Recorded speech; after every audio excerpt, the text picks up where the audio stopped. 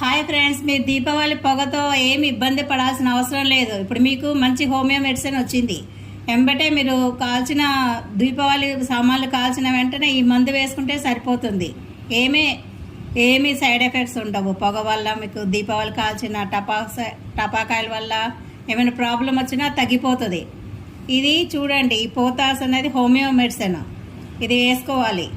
దీపాకాయలు టపాకాయలు కాల్చిన వెంటనే ఈ మెడిసిన్ వేసుకుంటే మీకు ప్రాబ్లం ఉండదు. ఓకే.